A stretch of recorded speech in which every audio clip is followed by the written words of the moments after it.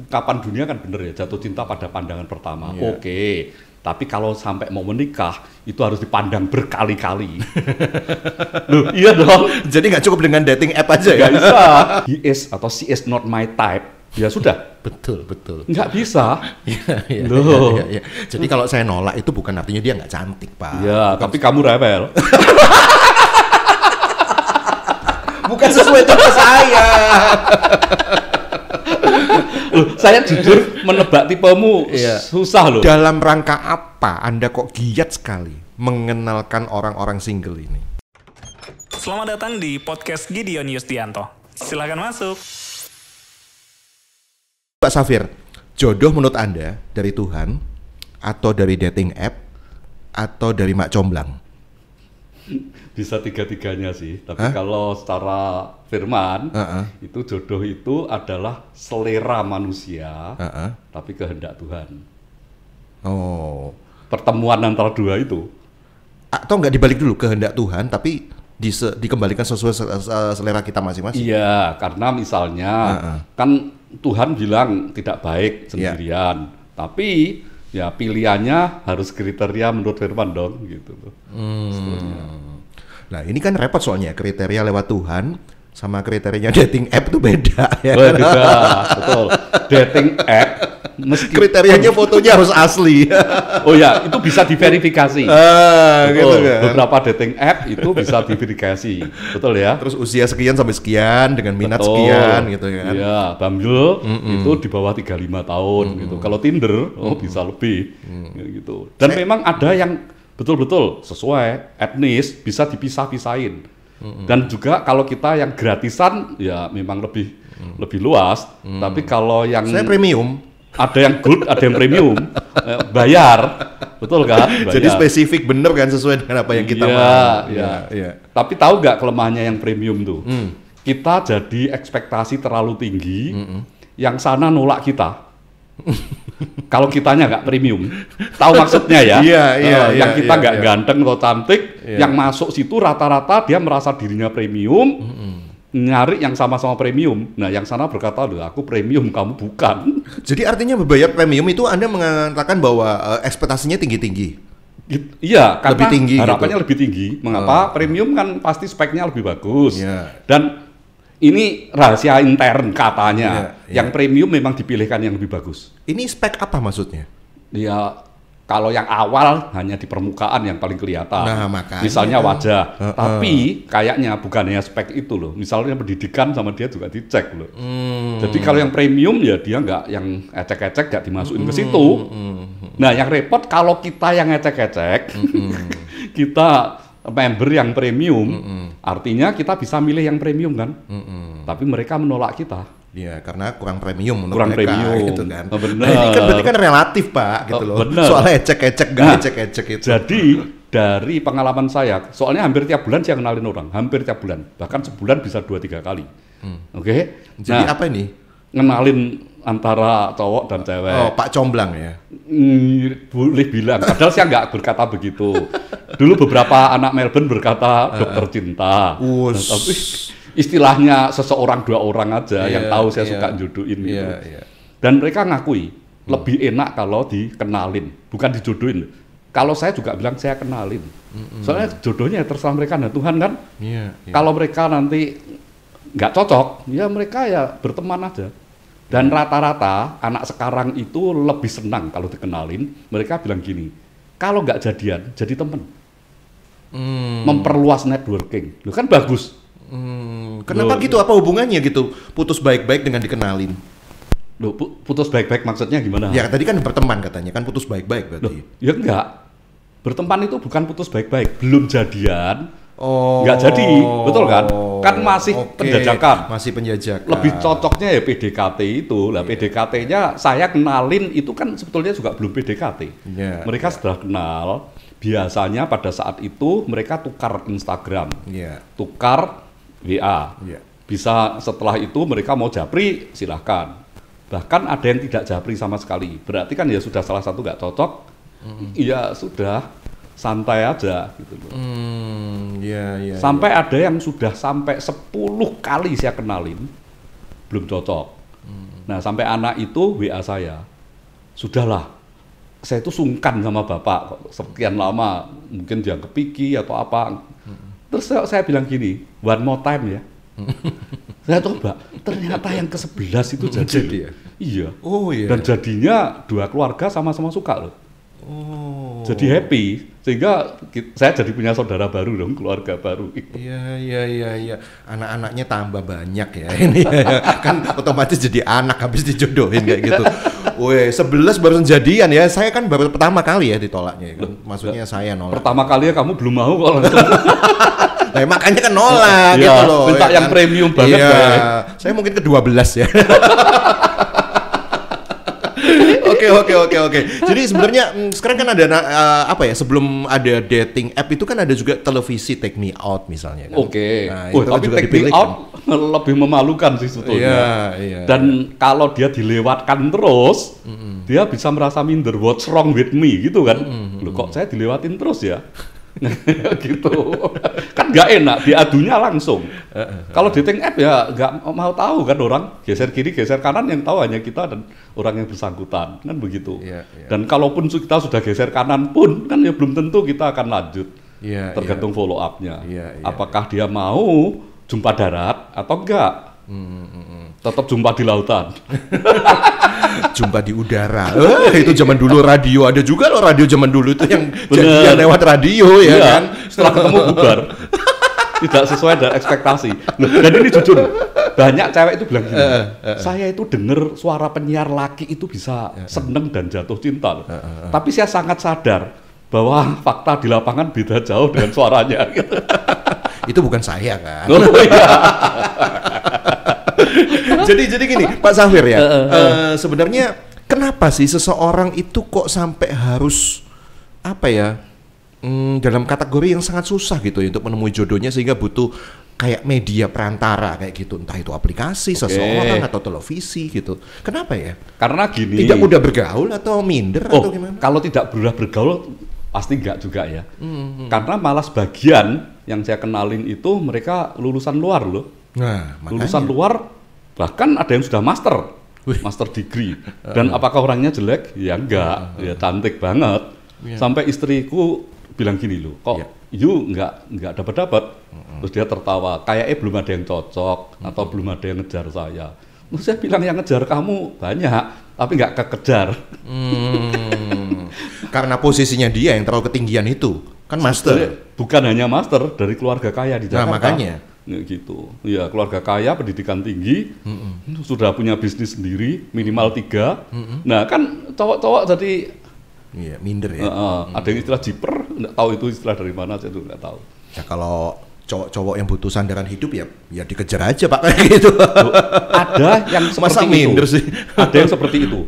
Motivasi utama adalah ngejar wajah nomor sekian. Tapi harus dari keluarga kaya. Menurut saya kalau itu ya sudah salah sih. Oh, salah yang kayak gitu? Salah. Ini cowok yang model kayak gitu salah? Salah maksudnya? lah. Kenapa? Saya kalau anak perempuan ya tidak tak kasih lah yang kayak gitu. Lah kalau perempuannya mau gimana? Loh, lah ya itu berarti perempuannya yang terperosok. Loh, kalau mau, iya kan? Sebetulnya sejak awal udah tahu motivasinya. Anda terlalu belak-belakan ya. Iya, karena saya lebih seneng gini loh. Berjuanglah bersama. Berjuanglah bersama. Dan ini ada kasus ya, yang saya kenalin ya. Ini cowoknya dari keluarga yang cukup mampu. Betul ya, dan dia juga anak tunggal. Betul? Tapi dia bilang sama saya begini, saya pengen fight sendiri. Jadi tanpa kemudahan dari papa dan mama. Terus saya berkata begini, kemudahan itu harus kamu terima loh. Fasilitas bener kan? itu ya. Fasilitas, terus pertemanan orang tuanya yang luas. Memang modal bisa dikasih, bisa enggak. Terus dia berkata begini, kalau semua dimudahkan, enggak ada kebanggaan bagi saya. Tapi saya bilang begini, kamu kalau bisa mau nyanyi papamu, kayaknya sulit loh. Aku bukan menghina kamu loh. Alamnya sudah beda. Betul ya? Persaingannya sudah tidak seketat sekarang. Terus dia bilang, iya sih. Itu sebabnya terimalah uluran tangan papamu, tapi tidak bergantung di situ. Kamu harus fight sendiri. Nah, akhirnya saya kenalkan juga dengan keluarga cewek yang mampu. Iya. Nah, terus dia bilang, waduh, ini premium Pak. Loh iya, karena premium ya kamu jangan main-main. Saya bilang gitu. Oh, saya nggak main-main, apalagi kenalin Bapak kan membawa nama Bapak, nggak enak saya gitu. Iya, tapi fight-mu itu pasti bagus. Nanti dilihat aja lah cewek itu gimana lihat kamu. Gitu. Iya. Dan saya suka kalau rintis bareng, akhirnya sukses. Itu bukan hanya saya yang senang loh, dia akan bangga cerita sama anak-anaknya. Tapi Gideon pasti sering dengar ya, from zero to hero. Itu saya tidak terlalu setuju tuh. Kenapa? Loh, kan banyak orang yang bilang gini loh, saya itu from zero to hero, betul ya?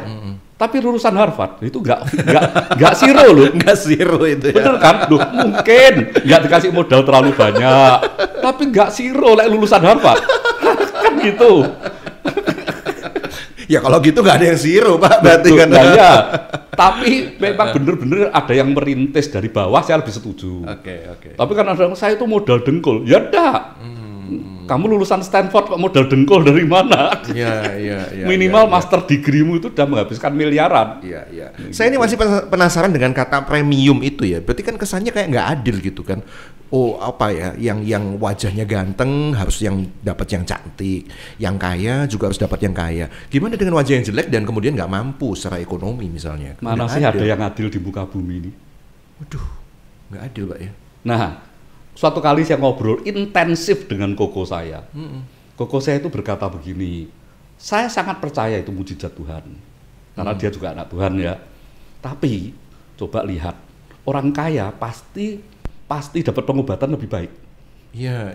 Nah, artinya kans untuk sembuh kan lebih tinggi. Nah, kalau kita bicara keadilan, dia pasti nggak adil kan? Iya. Orang kaya bisa berobat kemana-mana. Iya. Dan dia tidak menafikan mujizat loh. Iya. Karena apa? Orang miskin dapat mujizat, orang kaya juga dapat mujizat kan. Nah, hanya bedanya yang satu hanya berharap mujizat, yang satu bisa mengandalkan koceknya kan untuk berobat semaksimal mungkin. Jadi ya itu, kalau mau cari yang adil ya susah. Bagi cewek terutama. Kenapa? Loh, jumlah cewek sama cowok baik cewek. Iya. Gimana bisa suruh adil? Ngejarnya kan lebih susah. Terutama di daerah konflik ya.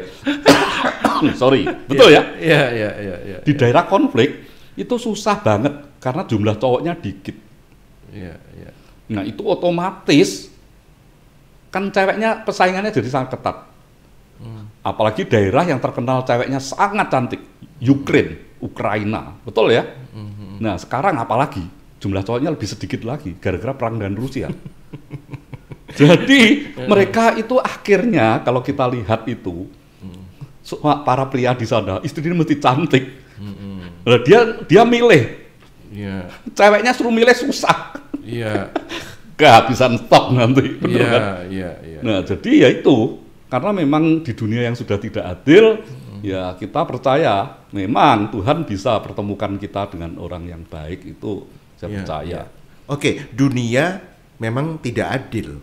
Ya kan, artinya tadi kalau Anda menyoroti dari jumlah populasi wanita lebih banyak daripada pria, khususnya negara tertentu ya, negara konflik pasti lebih jomblang. Ya di Indonesia pun nggak konflik juga kayak gitu. Iya, ya kan?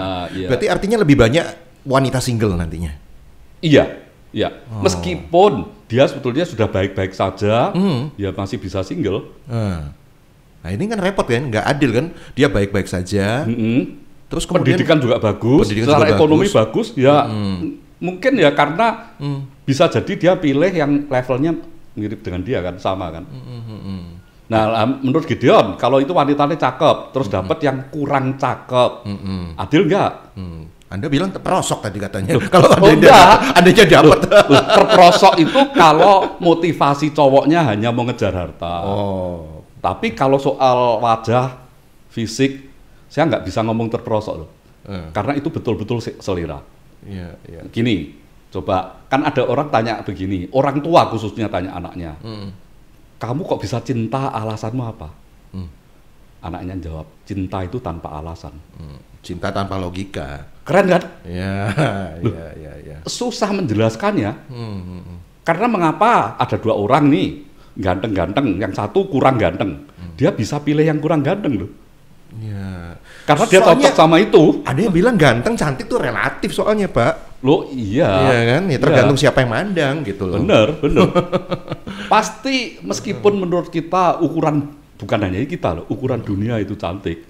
Tapi dia bilang gini, he is atau she is not my type, ya sudah. Betul. Nggak bisa. Loh. Ya.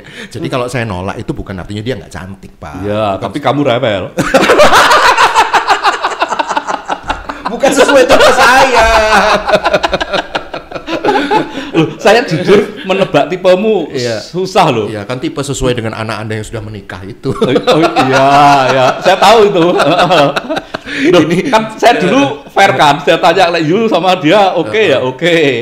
Jadi bahkan kalau you jadi sama anak saya hari ini jadi penyiar pasti. Kenapa? Terpengaruh mantu. KKN ya. Oke. Nah ini tadi kan wanita single ya. Kemudian dalam tanda kutip dunia melabeli nggak laku-laku gitu kan. Banyak orang kemudian mulai menghakimi, kamu ada trauma ya. Nah, ada hubungannya nggak? Ada. Orang yang single nggak laku-laku dengan trauma masa lalu. Ada. Nah, ini gimana ini kalau menghadapi situasi seperti ini? Cerita kasus kan saya seabrek-abrek karena saya ada puluhan tahun kan melakukan itu. Bapak pendeta ini kan konselor juga gitu lah ya kan. Untuk cowok, betul ya. Ada cowok itu yang sudah 40-an gitu susah. Mengapa? Karena 3 kali dia itu pernah diinjak-injak wanita. Aduh. Bukan secara fisik ya, diinjak-injak bener gitu. Harga dirinya ya? Harga dirinya. Karena kebetulan, ya padahal tidak ada kebetulan di dunia ya, yang dia kejar itu selalu ekonominya 2-3 kali lipatnya, bahkan bisa 5 kali lipatnya dia. Ketika semakin intens, seringkali cowok itu, cewek tanya gini, sudah punya rumah? Nggak punya. Nah, kadang-kadang begitu. Berapa gajimu? UMR. Nah, padahal ceweknya berapa digit, gitu kan? Itu problem. Jadi bagi dia itu semacam menginjak harga dirinya, sehingga membuat dia ketakutan. Meskipun kalau istilah dia bukan ketakutan, istilah dia berhati-hati untuk mencari. Tapi namanya orang jatuh cinta kan kadang-kadang memang ungkapan dunia kan bener ya, jatuh cinta pada pandangan pertama. Oke. Tapi kalau sampai mau menikah, itu harus dipandang berkali-kali. Loh, iya dong. Jadi nggak cukup dengan dating app aja ya? Nggak bisa. Kayak falling in love at the first sight. Itu loh, nggak bisa. Iya. Dikira ayam. Iya. Lihat ayam tetangga dikejar, betul kan? Iya. Kembali ke soal trauma tadi, gimana Pak kalau menghadapi kayak gitu? Jadi trauma masa lalu ini butuh pemberesan dulu pastinya. Betul. Ya. Kalau seseorang itu tidak merdeka dengan dirinya sendiri, dia dengan orang lain ya nggak bisa merdeka. Istilahnya ya Yu tadi bilang, belum beres dengan dirinya sendiri. Atau lebih tepatnya belum berdamai dengan dirinya sendiri. Tadi kan saya kasih contoh cowok, ada lagi contoh cewek. Dia sudah jalan bahkan sudah tingjing. Ternyata di hari terakhir dia tahu cowoknya itu punya pacar lain. Waduh. Nah, dan saya pernah negur cowoknya, kok kamu double gitu? Dia berkata loh, saya itu loh mobil aja ada ban cadangan. Kamu kira pacar itu ban cadangan? Ya enggak gitu loh Pak Safir, supaya nanti kalau saya diputus dia, saya enggak terlalu sakit. Kamu ngawur, kamu enggak terlalu sakit, lah gimana dengan dia? Terus saya tanya gini, seumpama ini pacarmu itu juga punya ban cadangan. Oh saya enggak mau, nah kan egois ya. Dia sudah menyiapkan plan B, pacarnya nggak dikasih kesempatan untuk punya plan B, sehingga trauma. Nah, banyak cewek yang trauma ke situ, sehingga melihat cowok itu sebagai makhluk pengkhianat. Jadi meskipun cowok itu baik, dia tetap hati-hati. Ini pencitraan aja ini. Menjelang tahun politik kan pencitraan semua kan. Jadi ketika dia belum berdamai dengan dirinya sendiri, tapi kemudian ada paksaan status yang dikejar oleh keluarganya, akhirnya dia memaksakan diri untuk menikah, akhirnya kan banyak ya yang bermasalah juga. Bahkan ada loh Gideon, yang sebetulnya dalam hati kecilnya dia itu ingin melajang seumur hidup. Nah ini kenapa ini? Memang ada yang kayak gitu, tipe soliter ya. Jadi orang bilang asketis, apapun gitu, betul ya. Malah kalau yang sinis eskapisme, ya enggak. Kalau eskapisme masih oke lah. Tapi dia pengen lebih mendekatkan diri kepada Tuhan, lebih pelayanan, bagi dia pasangan bisa ganggu. Nah, apakah egois? Ya enggak, karena dia pengen hidup bagi dirinya sendiri dan bisa bekerja lebih optimal, melayani lebih optimal. Dia merasa single oke. Dan semakin banyak loh yang begitu. Iya. Betul kan? Kalau kita ke Singapura ya tahu sih orang-orang kayak gitu. Yang saya aja punya temen yang kayak gitu. Iya. Nah, jadi artinya menurut saya nikah atau tidak nikah itu pilihan, tidak boleh dihakimi. Oh, ini catat ya. Nikah, tidak nikah, Pilihan. Jangan nikah nggak. Oh, mengapa nggak nikah? Kepeksa. Lalu itu ya sudah. Berarti masih bisa. Iya kan masalahnya terpaksa Bisa dengan adanya firman yang tadi Anda sampaikan bahwa Tuhan bicara lebih baik manusia itu tidak sendirian. Supaya nggak lonely. Kan ada orang berkata begini, repotnya zaman sekarang itu kalau single lonely, kalau nikah bosen. Nah, itu. Iya toh ya. Jadi gimana? Loh, betul. Ya, saya itu kan punya komunitas bapak-bapak, komunitas bapak-bapak ya di seputar Graha gitu, yang sering lari bareng, sering itu. Iya. Itu ada seorang bapak yang curhat kepada saya gini, kadang-kadang, bahkan sering Pak, istri itu lebih sayang anjing saya daripada saya. Loh, itu banyak kejadian ya, cek di luar sana. Mengapa? Contohnya cek suami Anda, cek istri Anda ya. Contohnya begini, kita tuh loh kalau jalan-jalan keluar kota nih, mau ke Batu gitu, gelisah istri saya. Kenapa? Anjingnya belum makan. Tapi kalau kalau saya lapar dia nggak gelisah. Artinya kan lebih perhatian sama anjingnya. Dan yang lebih parah nih, ini lebih parah. Kan teman saya banyak yang gitu. Anjing itu harus tidur dengan dia. Nah saya itu nggak tahan sama bulunya. Masalah gak? Nah kalau gegeran, lebih menyakitkan kalau dia pilih anjingnya kan kamu pusing. Dia berdua, kita sendirian. Kita di sofa akhirnya. Betul kan? Ini Anda kalau ngomong kayak gitu malah yang single-single malah takut menikah loh Pak. Kan kita konteksnya ngomong tentang single ini kan. Iya enggak lah. Karena kan bagi saya kuncinya adalah tidak memaksakan diri. Iya. Tapi kalau dipaksa lingkungan ya apa boleh buat ya. Iya, ini dalam konteks menikah itu tadi ya. Iya. Oh, nah ini loh kalau dipaksa dengan lingkungan, makanya banyak kan kejadian akhirnya ya karena ngejar status mungkin ya, karena paksaan dari keluarga. Sudah usia berapa kok nggak nikah-nikah. Nah, sekarang akhirnya banyak juga loh Pak penyimpangan setelah menikah ternyata lu cintanya sama sesama jenis. Oh ya itu banyak. Nah, itu ini banyak. kan lagi tren kayak gitu ya. kan. Saya beberapa kali mengkonseling pasangan yang seperti itu. Ya nggak semuanya bisa berhasil. Tapi ada yang sukses, yang akhirnya dia kembali straight, tidak lagi rainbow gitu. Iya. Ya kan kayak gitu. Nah, tapi ya itu kembali lagi kepada kita. Jadi artinya kalau lingkungan yang memaksa, tinggal kita sendiri bisa ambil pendirian. Karena sekarang tambah ngeri di RRT, di Jepang, itu kan ada pacar sewaan. Nah, suatu kali saya di Tokyo, jalan sama temen saya itu berkata begini, ini loh Pak, kalau mau nyewa pacar di sini. Pacar aja sampai ada tarifnya. Mau yang ganteng atau yang cantik, semakin ganteng, semakin cantik, semakin komunikatif. Per jamnya mahal, berapa yen begitu. Saya pikir kok nggak masuk akal ya, mestinya yang lebih mahal tuh yang lebih mendarat lah gitu ya, biar nggak ketahuan kalau itu sewaan. Nah itu semakin mahal. Nah makanya kan mestinya gitu kan. Karena apa? Itu jam-jamannya dihitung kan bukan hanya ketika you jalan. Karena kan mereka butuh interview you. Iya. Iya kan, misalnya keluargamu berapa, adikmu siapa namanya, tetanggamu. Ya? Kalau enggak, nanti bilang pacaran sudah berapa? Setengah tahun, 1 tahun. Kok nggak ngerti kabeh? Kelihatan berarti bohongnya nipu. kan. Ya, jadi betul-betul so natural, bisa alami. Tapi repotnya keluarganya bingung. Tiap tahun pacarnya ganti ya, pasti yang sewaan. Iya. Akhirnya mereka akan ketahuan juga kalau dia, ya saya nyewa aja daripada digunjingin. Iya. Terutama cewek ya, pulang ke kampung gitu. Itu sebabnya sewaan itu di Congkok laris menjelang Imlek. Pasti, karena mereka mudik, kalau nggak gandengan betul.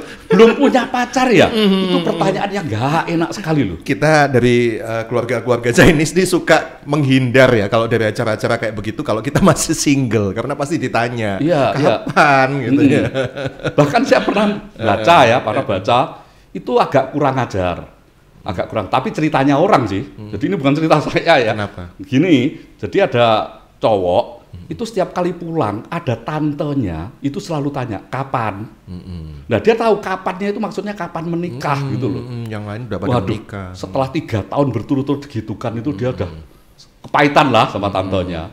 Suatu kali dia kalau kumpul itu hanya kalau pas ada kelahiran. Tapi paling utama kematian dan pernikahan. Betul ya?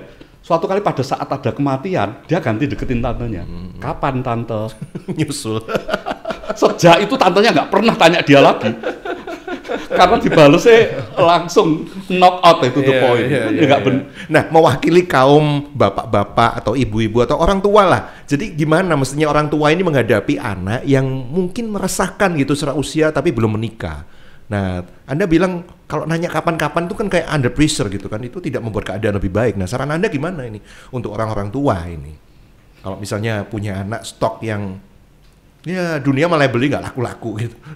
Kalau saya ya istilahnya begini, saya kan banyak ngenalin orang. Jadi saya tanya, belum ada yang cocok tak? Nah itu lebih lunak daripada kayaknya belum laku ya. Tapi kan nggak mungkin tanya belum laku. Kapan kok nggak diajak-ajak kayak gitu. Tapi saya lebih cenderung prinsip itu ngenalin orang. Anak saya ya sekedarnya lah kenalin, tidak saya pressure. Mengapa? Karena ada yang saya sama istri seneng, anak belum tentu loh. Nanti masalahnya begini, kalau dia milih pilihan saya, kalau nikah nggak cocok, ini kan pilihan papa. Meskipun tidak diutarakan kan saya merasa guilty feeling. Kalau orang lain ya terserah, nggak lihat tiap hari, apalagi saya selalu tanamkan, saya hanya kenalin loh. Follow up-nya you kenal sendiri. Terus dia tanya lah, ceweknya gimana, cowoknya gimana? Di pandangan saya baik, di pandanganmu belum tentu. Karena anak saya kan bilang gini, loh siapa yang nggak baik, siapa yang nggak hormat sama papa, kan gitu. Nah itu sejak itu kan saya jauh lebih berhati-hati. Menurut pandangan saya baik, Pak. Nah baiknya itu saya jelaskan, papa mamanya kayak gini, dianya kayak begini. Saya nggak ngomong sopan banget, soalnya saya nggak tahu kalau bukan dengan saya. Kalau dengan saya sopan banget, surfing, bahkan kalau saya datang ke rumahnya, mangga dikupasin, taruh di saya, papa mamanya belum tentu dilayani. Nah, jadi kan, wah, ini seneng kan gitu, tapi dengan orang lain belum tentu. Jadi analisa bibit bobot bebetnya kan jadi bias gitu. Betul. Tapi kalau sekedar gimana ayahnya masih utuh enggak, ya gitu, bener ya. Kadang-kadang tanyanya sedetail itu loh. Dan seringkali saya merasa kasihan kalau seperti itu. Mengapa? Artinya yang papa maunya trouble, cerai, betul ya. Jadi susah kan? Saya pernah ada anak pinter sekali, master dari luar negeri. Waktu ngobrol sama saya, bukan konseling, sekedar curhat, karena kan lama-lama cocok ya. Dia bilang, saya itu jadi takut itu untuk relationship, karena setiap kali nanti menyinggung ortu, nah ortuku cerai. Nah saya langsung merasakan, bukan hanya bersimpati, tapi berempati kayak gitu. Terus saya bilang, kalau saya kok lebih cenderung kamunya sendiri gimana gitu. Toh itu bukan kesalahanmu. Bener kan? Memang harus jujur sejak awal. Kalau mau jalin hubungan, bilang loh, ini papa mamaku, meskipun nggak cerai, pisah ranjang, pisah rumah. Atau memang cerai, tapi masing-masing hidup sendiri. Atau cerai, papa sudah nikah, mama belum. Atau sebaliknya. Nah, kalau sana tetap, pastikan gimana orang tuanya. Karena anaknya kalau sudah seneng, orang Indonesia bilang bucin kan, namanya budak, itu apa aja dilakukan kok. Jadi tidak pakai logika. Saya selalu tanamkan kepada anak-anak muda sekarang, kalau pacaran jangan banyak romantisme, tapi logika juga jalan. Karena kalau udah jatuh cinta, meskipun ekonomi jumlahnya banyak, dia akan bilang begini, loh, tidak segala sesuatu itu bisa diukur dengan uang. dibeli dengan uang, bener kan? Iya, Cinta iya. nggak bisa dibeli dengan uang. Oh iya, iya, tapi iya. segala sesuatu membutuhkan uang. Iya. Itu yang harus dipikirkan juga kan? Iya, Gitu. jatuh cinta juga butuh dihidupi dengan penghasilanmu ya setiap bulan. Ya. Harus realistis. Itu bocil-bocil sih Pak biasanya ngomong kayak gitu itu. Kalau yang udah sedikit dewasa yang mature nggak mungkin lah kayak gitu. Malah ya. dibalik. Hah? Cintanya kurang nggak apa-apa. Iya. Dompetnya sing Nah, plebis, itu. ngono. Masuk akal. jadi apa namanya tentang perjodohan ini ya. Yang pertama, jadi it's okay ya single ya. Oke, kalau itu pilihan sadar ya. Iya. Artinya itu pilihan ketika kita itu tidak under pressure, kita merenungkan masa depan mau seperti apa, it's okay. Tapi memang harus dibicarakan dengan baik-baik. Kalau orang tua berharap punya cucu dan kamu anak tunggal, ya pikirkan baik-baik untuk melajang kan. Bukan berarti asetnya akan hilang tuh. Nah, kalau aset hilang ya memang harus belajar dari Korea kan. Iya. Korea lebih banyak orang tua yang belum tentu mewariskan asetnya ke anak. Oh gitu ya. Loh iya, Korea tinggi loh angkanya untuk diserahkan ke negara. Wih. Dulu ada yang tanya begini loh, Pak, Korea kok bisa gitu ya untuk diserahkan ke negara? Kok di sini enggak ya? Loh di sini loh belum diserahkan harus dirampas. Wah ini politisi cocok ini ya. Loh yang dirampas oleh siapa kan kita nggak tahu. Ya konteksnya ini kan Anda bilang negara. Oh, masa negara sekejam itu merampas aset seseorang? Ya tidak semudah itulah. Iya. Soalnya kalau single ini kan biasanya nyabangnya dua. Oh alasannya, kalau apa namanya, saya pengen lebih fokus sama Tuhan gitu kan, nyabangnya kan gitu kan. Terus yang kedua nggak diomongin, tapi sebenarnya dari hati yang terdalam dia punya trauma yang nggak bisa selesai. Jadi mungkin dia, daripada saya nggak bisa menyelesaikan ini ya udahlah, saya single aja. Saya disakiti daripada saya menyakiti orang lain, ya udahlah, saya belajar gitu kan. Yeah. Mungkin dari pola orang tuanya yang broken home itu tadi, ya kan. Gitu. Mengapa saya selalu kembali ke orang tua? Karena Backstreet itu is not my way. Mengapa? Karena gini loh, nikah itu bukan hanya antar dua pribadi, Ya, di Asia itu soalnya tapi kan antar harus dua keluarga. Betul. Kalau bule kan memang meskipun keluarga itu diutamakan, tapi inner circle, Iya. core family, bukan extended family. Iya. Betul kan? Jadi ya ayah ibu, kakak adik. Stop sampai di situ kan, tidak sampai luas. Kalaupun diperluas paman bibi, kakek nenek selesai. Tapi di luar grup itu ya sudah enggak kan. Dan saya sangat paham yang seperti itu. Sehingga dulu mamah saya itu wanti-wanti, jangan dapat bule loh ya, kayak begitu. Kenapa? Ya mamah saya merasa bahwa beda culture. Oh, Kalau saya dulu masih tidak terlalu dalam sih, oke. meskipun teman bule saya kan banyak, tapi setelah sekian lama bergaul dengan mereka, saya jadi tahu, oh iya ya. Karena sampai hari ini saya punya teman sih, misalnya di Aussie, di Newcastle gitu ya, itu saya lihat, kan dia bilang sama saya, setiap kali ke Newcastle, gak usah di hotel lah, nginep di rumah kami. Nah, anak-anaknya, itu kalau sudah umur 18 tahun kan keluar dari rumah. Jadi semacam ada kesenjangan gitu. Ada yang mamahnya itu malah minta saya untuk nasihati anaknya supaya setelah dia 18 dia tetap stay at home. Oh, sampai segitunya ya. Oh iya. Iya. Dan saya pancing-pancing. Nanti kalau kamu 18 kamu gimana? Loh, saya akan keluar dari rumah. Dengan sangat hati-hati saya berkata begini. Kalau pilihannya tetap disuruh stay, oh no problem. Berarti dia pandangannya akan luas ya. Enggak apa-apa, dia bilang. Malah menghemat saya. Soalnya kalau di luar dia harus sewa apartemen kan. Iya. Ya, gitu. Jadi, nah itu yang masih single loh. Kalau sudah married berarti dia ngurusi his or her own family. Iya. Nah sudah susah lagi. Nah padahal keluarga kita kan enggak. Iya. Gini aja contohnya. Suatu kali saya pulang dari Jepang. Saya sendirian. Oke. Terus satu pesawat itu mayoritas mungkin 90% itu orang Indonesia semua dan wanita semua. Ternyata TKW KB. Nah, terus? Nah kan saya tahunya loh kok bawa bunga sakura gini-gini. Oh dari mana? Pulang kampung Pak. Nah sampai di bandara Juanda, saya kaget yang jemput ke pasar malam. Mengapa bagi mereka itu nganter satu orang aja keluar negeri sak truk bareng? Itulah Indonesia ya. Oh, bisa seru loh. Lah kok bandara ruame men ya? Terus saya kira, oh iya. Ini orang TKW yang pulang dari Jepang itu sambutannya banyak. Iya. Saya nggak disambut, pulang naik taksi. Iya. Ya mungkin Anda dianggap keluarga bule gitu ya. Sendiri-sendiri. Anda bukan orang Indonesia lagi. Kok ketawanya ngenes gitu ya? Iya, kayaknya gak enak gitu ya. Oh udah ngabari aku pulang terus saya bilang, kan ono taksi. Aduh. Terus beda wes. Nah, terus yang kedua ini sebagai kesimpulan gitu ya. Kalau seandainya kita mau melangkah, ya udahlah, mungkin saya ini butuh semacam perantara gitu ya. Nggak tahu itu Pak Comblang mau dating app lah, atau mau take me out lah, atau apalah gitu ya kan.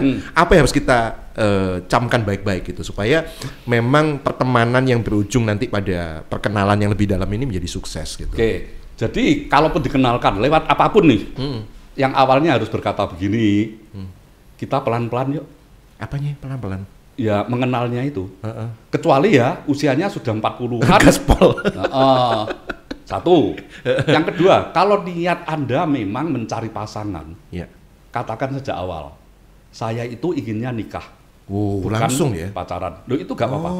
Loh saat ini banyak yang begitu. Mengapa saya tahu? Ketika saya kenalin. Cewek itu bilang begini, Pak, Bapak kenalin itu sejak awal ngomong loh sama cowoknya. Ini Bapak kenalin, itu end up-nya nikah. Jadi bukan pacaran dulu, having fun. Sudah nggak ada waktu. Kan harus mengenal dulu. Iya, mengenal dulu. Tapi kalau kita sudah bilang ini nikah, berarti persiapan pertanyaannya segala sudah jelas dong. Bukan hanya karena ada yang jujur aja digantung. Digantung nggak apa-apa. Kalau ghosting itu lebih parah kan. Jadi sejak awal saya bilang, loh kalau kalian nggak jadi nggak apa-apa, nambah teman. Tapi ini tujuan akhirnya merit loh. Dan mereka rata-rata kalau saya ngomong di awal mereka bilang, iya.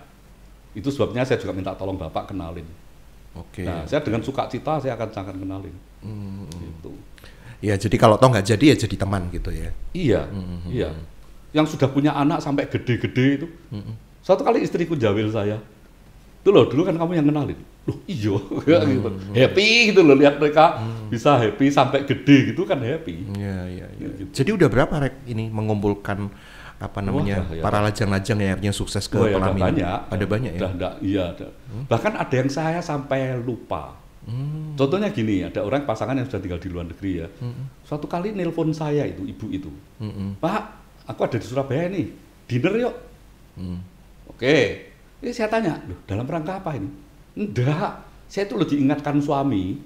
Kalau nanti pas ke Indo, ke Surabaya, ajaklah Pak Safir itu makan. Kita itu belum say thank you. Untuk? Nah ya itu dulu yang deketkan kan saya gitu misalnya. Oh sampai lupa ya, kan sampai lupa. Nah beberapa bulan kemudian dia datang sama suaminya. Nah kita dinner dua keluarga, saya dengan keluarga. Gitu sana, iya. Jadi indah sekali. Oh iya ya, diingetin. Bahkan kirimin foto. Ini loh Pak, waktu saya curhat dengan Bapak, kok si Ono ini? Keren ya? Iya. Saya aja nggak punya fotonya. Saya simpan kok semua curhat-curhat saya ke Anda itu saya simpan. Biar Anda nggak lupa satu saat nanti. Sehingga saya banyak nulis buku relationship gara-gara itu. Jujur aja, sampai ratusan artikel. Iya. Oke, ini yang terakhir, closing. Dalam rangka apa Anda kok giat sekali mengenalkan orang-orang single ini? Karena gini, banyak yang salah memilih bukan karena memang sengaja, karena berbagai faktor. Faktor kamu tadi bilang tertipu, betul ya. Ada yang karena faktor U, ada yang faktor O itu ortu. Ya. Tapi kalau dia sudah memilih dengan benar pun ternyata nggak happy, ya cobalah berkomunikasi lagi dengan lebih baik. Mengapa?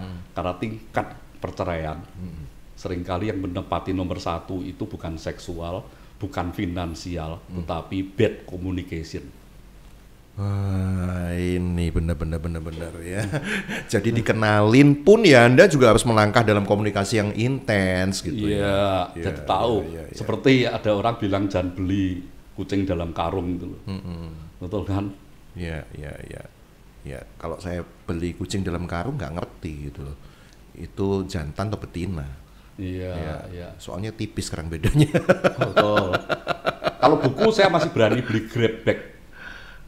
Soalnya di luar negeri itu ada toko buku yang grab bag. Misalnya ya, satu karung dijual $100.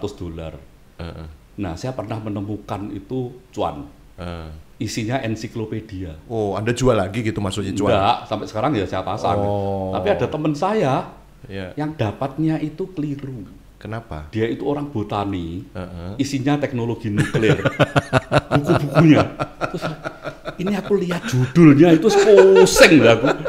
Loh, lah namanya grab bag kan dia ini untung-untungan. Bener kan? Pun juga begitu ya, kita menjalani kehidupan rumah tangga, meskipun sudah disiapkan semuanya, udah difilter semuanya, untung-untungan ya. Kalau sedang nggak untung ya Anda bosen tadi. Undian aja masih ada banyak tulisan Anda belum beruntung. Betul kan? Tapi masalahnya apa yang sudah dipersatukan manusia kan nggak bisa diceraikan, Pak.